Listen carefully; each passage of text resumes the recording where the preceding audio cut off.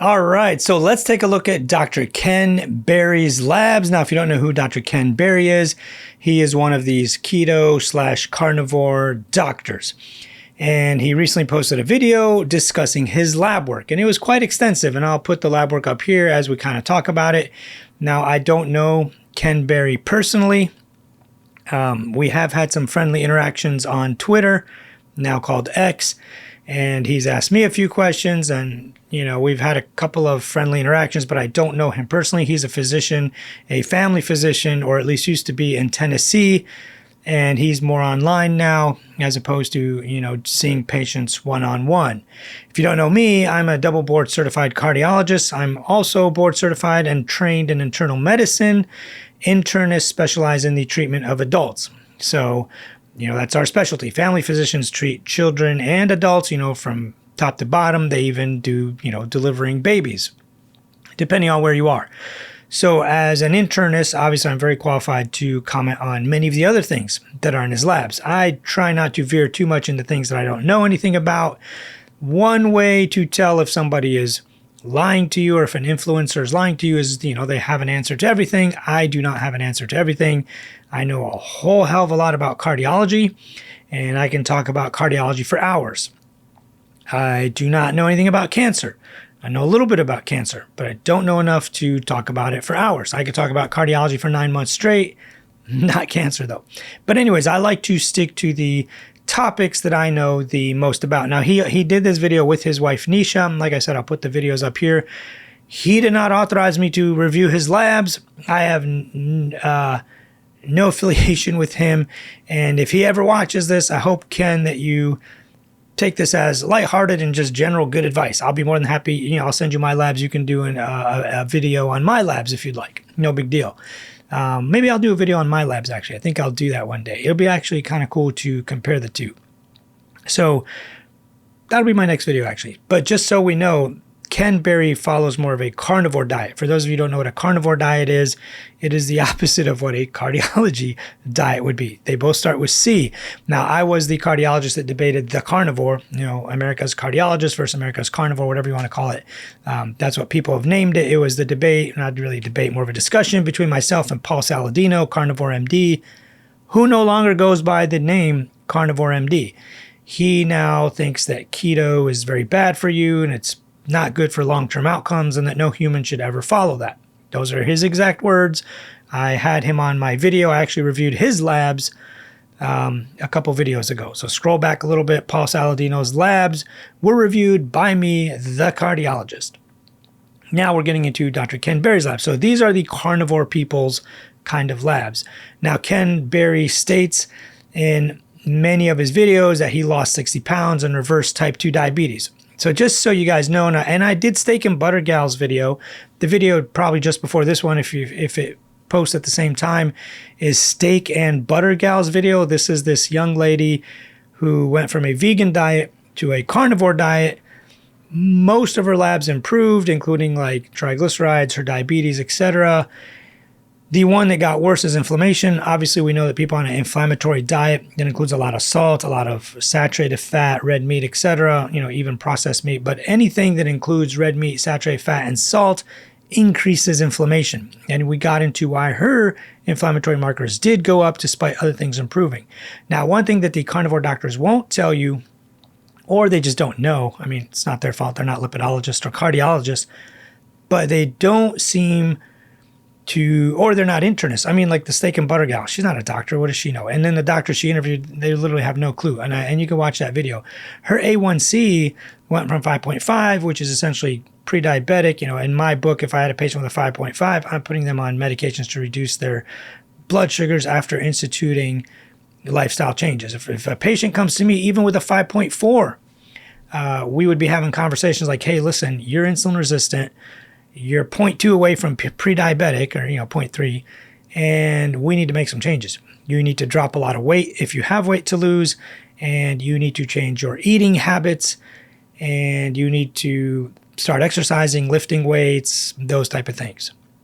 Now, one thing that it seems like the internet does not know, which I don't blame them, they're not doctors, and I posted this on multiple videos previously, the diabetes, insulin resistance is genetic. We know the genetics of insulin resistance. You cannot make it go away.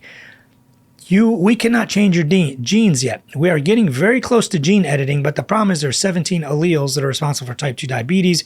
If it was one single allele or one single SNP, we could have gone in there, using CRISPR technology and whatnot and probably edited that out, but we can't do that yet. So unfortunately, the carnivore doctors like to play up this whole thing of insulin resistance, and Paul Saladino goes off on this, the carnivore MD. They play up this whole thing of insulin resistance, and they don't realize that although diabetes and insulin resistance is genetic, it's 100% genetic. There's no question about it. Type 2 diabetes, 100% genetic. You can make it worse by gaining weight, and you can make it better by losing weight, but not all people. There's a small majority of people that are super thin, exercise like a maniac, and cannot make their insulin resistance any better and end up on medications and need medications. There are some people on the opposite end of the extreme who don't have the genetics for diabetes. They could be 300, 400, 500 pounds and not even have a lick or even a hint of insulin resistance or diabetes. Those are just kind of the two extremes. That's what we find in the data. That's kind of how it works. All the jelly donuts in the world is not going to make you a diabetic if you do not have the genetics for it. If you have the genetics for it, that is one way to make it worse, is by consuming more calories than you need, putting on weight, and becoming more insulin resistant. So that's a conversation I would have my patients that are pre-diabetic or even pre-diabetic. I like to call them primordial diabetics. These are people with A1Cs above maybe 4.7, 4.8, somewhere in that range. Above that number, you're pretty insulin resistant, and it's only a matter of time before you head over to prediabetes and then eventually diabetes. A1C over 5.7 technically is prediabetic, and above 6.5 is actually diabetic. I don't like to wait, and a big, huge pet peeve of mine is that we as the medical community wait 5, 10, 15 years before we finally tell a patient, oh my God, your fasting glucose is above 125 or your A1C is above 6.5. You're now finally diabetic. Let's make some changes. No, if you would have told them this 15 years ago, they would have made those changes that would have been better. So Ken Berry talks about in his video how he adopted this new diet. It's carnivore, lost 60 pounds and reversed his diabetes. Now you'll notice that the diet, regardless of what diet you do, if you lose 60 pounds, it doesn't even matter what the diet is. You could literally eat only Twinkies or only tablespoons of sugar. If you want to eat only tablespoons of sugar and you eat in a calorie deficit, you will lose weight. Those studies have been done. We have a study where they fed Chinese men only carbohydrates, nothing else, just carbohydrates, and they lost 100 pounds and reversed their diabetes, improved their insulin resistance, sensitivity, cholesterol, inflammatory markers, all that stuff. One of the things that really increases inflammation is actually obesity in and of itself. So let's go through Dr. Ken Berry's labs, and I'll put the screenshots up here. He did post this as a video, I believe back in April. I don't know, it's up there. Him and his wife, Nisha, went through their labs. I'm going to skip her labs. They were pretty much normal. Her LDL was about 73, which is obviously fantastic. His numbers are a different story. Now, first of all, he orders way too many labs. All of you guys are out there like, oh my God, do I really need to get a selenium and a B12 this and a magnesium folate and an RBC magnesium and all these like levels? No. The vast majority of people, there's no reason to do any of that.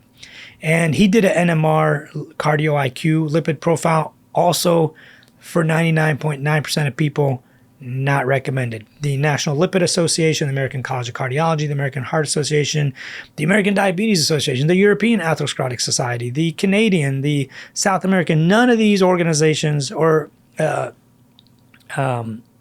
governing bodies that write guidelines that are like the smartest people on earth in the world of cardiology actually care what your LDL-P, LDL particle count is. So we don't really care what that is, and we don't really recommend it. Now that we have ApoB, we can just check an ApoB, or we could go off your LDL cholesterol, which is LDL-C. So none of the governing bodies to date actually recommend an NMR. There are certain scenarios where lipidologists or cardiologists will order it. That is beyond the scope of this video, so I'm going to skip it now. I am in the process of writing a cholesterol book. It's almost done. We're like in the last few phases of it. I'll put the graphics up here, the video, the picture of it up here. You can grab it at drallo.net/cholesterol. It is gorgeous. It is revolutionary. It is exhaustive. It's 500 pages. This thing is basically a textbook at this point. We go through the basics from when cholesterol was ever invented, all the way through NMR, VAP testing, ion mobility testing, advanced lipids, and then the end of the book is about 12 or 15 case studies where we talk about different people with different lipid profiles and their history and how we would treat those lipid profiles. So that is coming up soon. There are some things in Ken Berry's lipid profile that are very, very alarming and quite dangerous. So Ken, if you are watching this, hit me up, brother. I know I've texted you before on some apps and you have responded. So if you have questions or need some help, let me know. I'm not licensed in Tennessee, but I'm sure I can give you some advice and you can have one of your doctor friends prescribe you whatever is needed. But anyways, moving on. So if you want the cholesterol book, go to drallo.net. That's drallo.net/cholesterol. You can actually see all of the people that have endorsed the book and written forwards. My lipid editor / lipoprotein editor is Dr. Thomas Dayspring. Now, if you don't know who Thomas Dayspring is, this is the world's foremost educator on lipids and lipoproteins. He's written multiple chapters in actual cholesterol textbooks. These are the books that you guys will never read and are super complicated and only clinicians and people who are like high into lipidology would read those. So this is the lipidology textbook for the masses. This is like for everyone who wants to learn lipids without having to be a lipidologist. It's written in plain English. There's over 760 citations. So every single paragraph, if I say, I don't know, the mummies were found to have atherosclerosis, there is a citation with a summary of the study and a link out to the actual study so that you can actually go and read that study. So with that all said, let's get to his lab work and talk about it. Like I said, Ken Berry, I have nothing against you. I'm sure you're an amazing human being. But yeah, hit me up if you have any questions. We can talk about this in detail and maybe I can help you out. So the first thing you'll notice in his lab video, he did a lot of tests that are definitely unnecessary. I mean, if you add up, if you have to go and order these tests yourself, it's probably going to cost you close to $1,000, maybe $2,000. I don't really know. I didn't check. But he's got like coppers and seleniums and zincs and multiple different types of vitamin E and D and magnesium this and folate that and hemoglobin and, hemoglobin we need. But like a lot of things, they're just a little bit excessive and unnecessary. But I think if you're trying to make it sound like you're some world authority on, I don't know, medicine, some internet guru, then you want to order like pretty much everything and kind of go through it. A lot of it for the vast majority of human beings is unnecessary. As an internist and a internal medicine doctor, if you come to me in the office and you say, I want these labs done, or do you think I need this? We can absolutely order it and we can have your insurance pay for it. In most cases, they will pay for it and it'll be free to you. So you don't have to pay an exorbitant amount of money. He ordered a lot of like interleukins and EPA to DHA ratios and EPA index and all this. Almost all of those things are going to come back normal on most people. The one thing I will mention that he did mention is that his RBC count has always been a little bit high. And he says a lot of people make fun of my ruddy appearance, his red skin color, saying I get too much hemoglobin or too much heme iron, or it's because of my diet, but my RBC count is always high. So one thing we know in medicine, this is going back to my internal medicine days. If you're a hematologist, please correct me if I'm wrong, but we have something called the rule of threes. You take your RBC count times 3 gives you your hemoglobin, times 3 gives you your hematocrit. If they're out of proportion, you may have thalassemia. His were not out of proportion. His RBC count, let me get to it. His RBC count was like 5.3. His hemoglobin was 17.2 and his hematocrit was like 51. Those all follow the rule of 3. So I don't think he has thalassemia B, which is like the benign kind. I think maybe he just has too many red blood cells. He and his wife stated in the video that he had this issue even before he did carnivore. So that's the only other glaring thing that I saw on his labs that people really wanted me to address. So that I don't think is an issue. If you're a hematologist out there that obviously knows a lot more about this than I do, please feel free to chime in. But based on my knowledge of this situation, of all the billions of labs that he did, that was the only one that kind of stood out, other than when we get to the really morbid stuff. So now, with that said, let's dive into his lipids. Before we dive into his lipids, I thought I'd want to get into his A1C, because his A1C was 5.5. Now, a lot of people have been like tweeting this at him or mentioning him in this. 5.5 is not technically diabetic. You're not like diabetic, but you're like almost pre-diabetic. You're 0.2 percentage points away from being diabetic. And if you listen to the first part of this video, you understand diabetes or insulin resistance is a continuum. 5.5 is pretty there. If you were my patient, Ken, as an internist and a cardiologist, I treat this all the time, because some of the places I work, some of the offices we have out in the boonies, I'm the only like physician or physician practitioner people will see. A lot of places out there, there's a lot of physician's assistants and nurse practitioners. Not everybody can get in to see a physician right away. There are some physicians out there, but they're usually booked, and most people, I kind of inherit them, and I try to manage their diabetes also, because now a lot of the cardiovascular diseases are cardiometabolic, and we treat diabesity and cardiodiabesity and cardiometabolic syndrome, all these things, cardiorenal syndrome. We treat all of this now. There's there's a huge crossover between cardiology, endocrinology, diabetes, renal disease, nephrology. That whole 3-organ system really overlaps quite a bit. So we treat these things. Like I said, if you were my patient, Ken, I would put you on a calorie restricted diet and have you try to lose weight if you had weight to lose. If you don't have weight to lose, and I don't know, like I said, I don't know Ken Berry personally. I have no idea what his weight is or what his BMI is. But if you don't have weight to lose, you would absolutely be on metformin and then an SGL2 like Jardiance and Vocana, Farxiga, and then probably even an Ozempic type GLP-1 and Ozempic, Mounjaro, Trulicity, Bydureon, Byetta, etc. You'd end up on one of those. A lot of these people are like, well, shouldn't carnivore have reversed his diabetes? No, people. If you are consuming too many calories, whether it's all meat or all fat or all carbs or any combination, it does not matter it doesn't matter what macronutrients you emphasize. If you are consuming too many total calories and too many total macronutrients, you are going to gain weight, and weight gain exacerbates insulin resistance. So we'll leave that alone, because I think we've beat that horse to death. Ken, if you need some help on what to start or what to do or how to lose weight, I highly recommend you grab my book instead of yours, called Actual Weight Loss. It goes through all the data and the science on how to actually lose weight in a sustainable way, eating the foods that you enjoy. And that may be, the kind of foods that you enjoy, although maybe after I review your lipids, you may change your mind on those food choices as well. So let's get into his lipids now. So right off the bat, his total LDL particle count, and I don't know why he ordered an NMR, but it was over 2,000. If you want to be under the 5th percentile or under the 20th percentile, you got to be under like 700, 800, maybe 900. The lower the better. If you're at 400, you're golden. You're guaranteed to never have atherosclerosis. I mean, nothing's guaranteed in life. We'll get into why he probably has atherosclerosis, but generally speaking, if your LDL particle count is below 700, the lower, the less and less below that, even 400 or 500, the better. So his was over 2,000. I think it was like 2,060 or something to that effect. So that definitely is a no-go.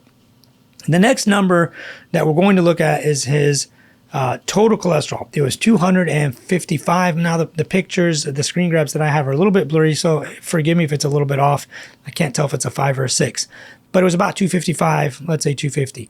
That total cholesterol is quite high. The new recommendations and the new guidelines recommend a total cholesterol of 150, but we can ignore total cholesterol because there's no target to treat. Nowhere in the guidelines does it say you have to treat down a total cholesterol to 80 or 90 or 100 or any of that. So we don't really care, but 255 is almost 100, over 100 points over the normal. 150 is considered normal. 70 to 80% of your total cholesterol is usually LDL cholesterol, which is what we're getting to next. So his LDL cholesterol on the calculation, not the NMR, is 185 from what I can tell.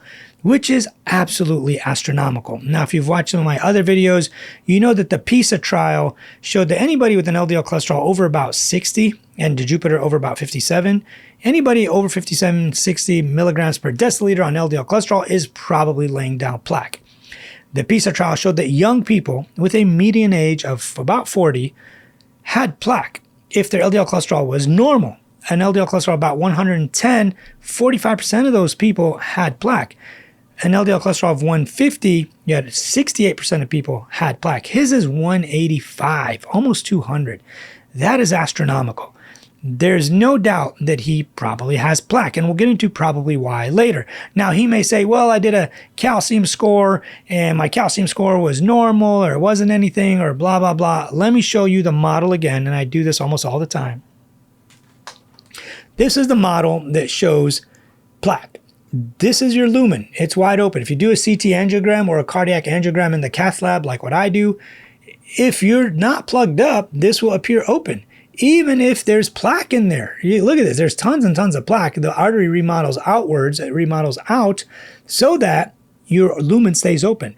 It's not till late stage coronary artery disease, late stage here, where it finally starts getting plugged up. You can see like my finger no longer can pass through there. That's when you start getting plugged up. That's when calcium starts to show up in your arterial wall.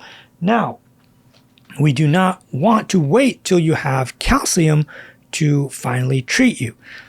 So that's a huge, huge problem. Anybody with an LDL over 100, the new guidelines state over 100 is the problem. If you go back to my video on your LDL targets, all comers should be under 100. If you have one risk factor like diabetes, in his case, you need to be under 70. If you've had one cardiac event, you need to be under 55. And if you've had multiple cardiac events or strokes, ischemic events we call them, you need to be under 40. And if you have a lipoprotein little a, you also need to be under 40.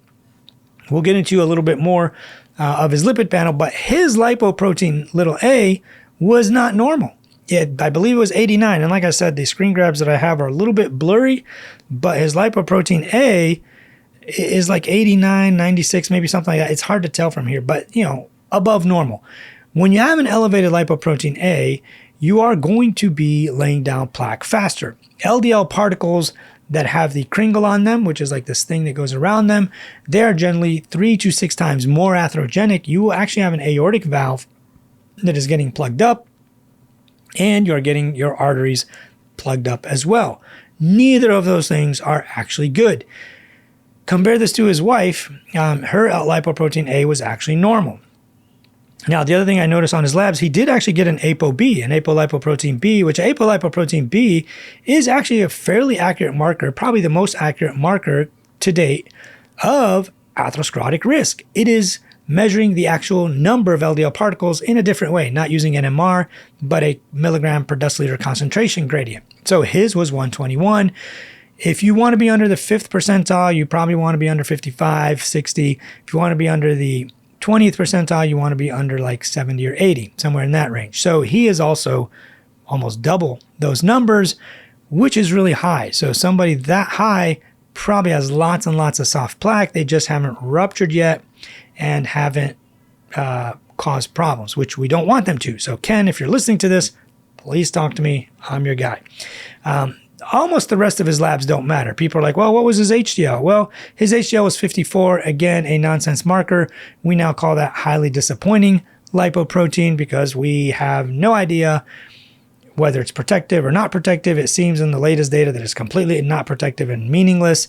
When you correct for ApoB, in almost all the studies, whether you go back to the MESA cohort, the Framingham cohorts, if you correct for ApoB, it turns out that HDL cholesterol is pretty meaningless. There's nobody that is harmed or helped by high HDL unless their LDL is also high. And if they have a problem with HDL, if you treat down the LDL, their risk reduction is concomitant or commensurate with the LDL reduction, not anything else. Same thing with triglycerides, same thing with any ratio you can imagine, same thing with pretty much anything you can think of when it comes to your lipid panel. Now, he did get a triglyceride level. I think his was like 60 or 50 maybe. I don't know. Again, the screen grabs I have are a little blurry. Somewhere like, let's say 50 or 60. It doesn't really matter even.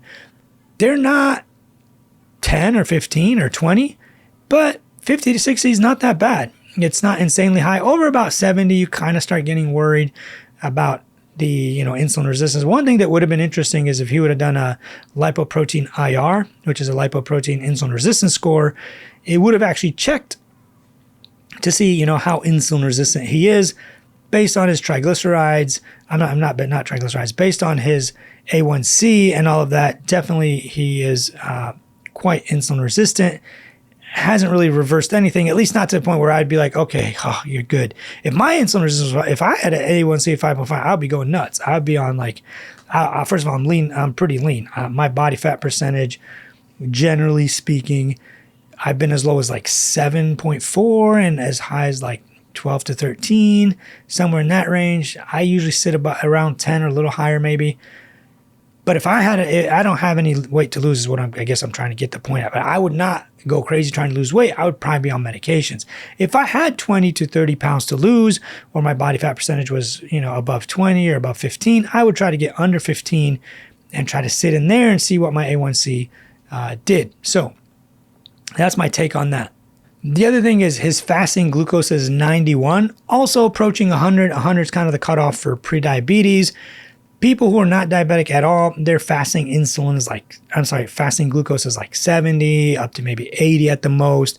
He did order a fasting insulin on himself, which is about 7. Those assays aren't that accurate. It is higher than, closer to that kind of 18 to 20 range where we would count it as hey man, you're pretty insulin resistant, but it's definitely not low.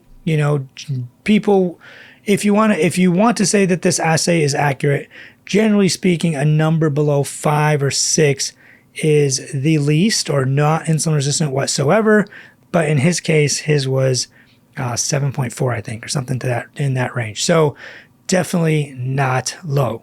The other lab value is his CRP is quite elevated. Now, he might not think so because most labs will tell you that a CRP above 3 milligrams per deciliter is abnormal. But we know in most studies like the Jupiter trial, they used a cutoff of 2.0. Above 2.0 was considered abnormal and pretty inflamed. His was 2.7. So he's 0.3 away from being high. So his inflammatory markers are elevated as well. Now, some of the other inflammatory markers are a bunch of nonsense that he ordered, like IL-6 and TNF and all this nonsense labs that are just completely not validated. Whereas we know that a CRP, a high sensitivity C-reactive protein, is pretty validated. But it came out that his was 2.7. Above 2, we consider you pretty inflamed. Most people should have that pretty close to 0, if not not detectable. So, like I said in the beginning, a red meat, high saturated fat, high salt diet, very pro-inflammatory. One of the most pro-inflammatory diets that we know. And he falls on that scale where he has the inflammation as well as the pro-inflammatory diet to kind of go with it, plus the elevated lipoprotein A, plus an LDL cholesterol. That entire inflammatory milieu, it doesn't say his BMI on here, but that whole inflammatory milieu with the high ApoB, the high LDL, the high lipoprotein A, those arteries are not healthy. And the longer you allow this to continue with the insulin resistance and all of this together, the worse. And you probably don't want to wait too long. And I'm sharing this out of love. I love Ken Berry. I love all these people out there educating the masses. Paul Saladino, everyone we've talked about, even Butter Steak Gal, whatever, Bella, all these people are trying to educate people in a very incorrect way and probably doing more harm than good many times. Almost absolutely, certainly, with some of the stuff they put out there. But definitely they're bringing at least some awareness to cholesterol and atherosclerosis and heart disease. It may be pushing people in the wrong way to eat the wrong diets, eating a hugely pro-inflammatory diet that's bound to cause a multitude of atherosclerotic issues like heart attacks, strokes, increases the risk of multiple types of cancer as well. But generally speaking, I give this advice out of love because I want people to get better. The other labs that he ordered that are also really not that important, the rest of the particle count, particle size, we don't really care what your LDL particle size is. all particles, if you read the articles that I posted a million times, all particles, all LDL particles, all ApoB containing particles are atherogenic regardless of size. It doesn't matter if they're larger or smaller. All of them are within a few nanometers of each other. The biggest LDL particle is about 24 nanometers. The smallest is about 18. The vast majority are right around 22. So trying to split hairs there, not that helpful. The other lab that he orders, oxidized LDL, I don't know why this was ordered. This literally hasn't been done since the late 90s, maybe early 2000s. 2005 was the last I ever heard of it. This is not necessary, nor will it ever be positive or abnormal. Of course, it's going to be negative because your body clears oxidized LDL right away. There was no oxidized LDL in circulation because you just cannot detect it. Most labs have stopped doing this idiotic lab because it's unnecessary. Now, labs will follow the money. If there are some old school doctors that just don't know any better that want to keep ordering labs, the labs are more than happy to do it for you because they make money off of it. So you send in a vial of blood and say, hey, check oxidized LDL on this. They're like, yeah, sure, buddy. We'll be more than happy to check it. And they probably just write a bunch of zeros because there's no oxidized LDL. Watch my videos on oxidized LDL. Anytime there's anything oxidized in circulation, doesn't matter what it is, your liver and immune system clear it pretty much immediately. So that is almost never a concern and never should be checked because it is giving people, maybe, I mean, people don't know anything, a false sense of security or a false sense of hope.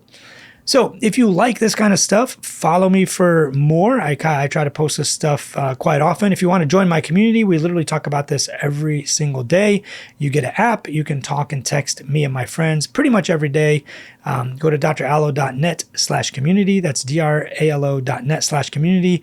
If you use the code 1 month, the number 1, MONTH, all caps, you will get the first month free. If you don't like it, get out. You can cancel anytime. Nobody cares. The best part is every Monday night, we jump on a Zoom live.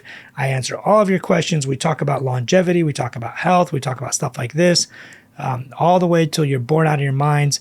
And we have had people in there for over a year now. One of our ladies has lost 165 pounds. She now weighs 165 pounds. Let that sink in. She's lost 50% of her body weight. She now weighs the amount of weight that she lost. Now, how insane is that? But I'm super proud of her. If you do hear this, young lady, keep up the great work. I'm super proud of you. And I'll catch you guys in the next episode. Peace.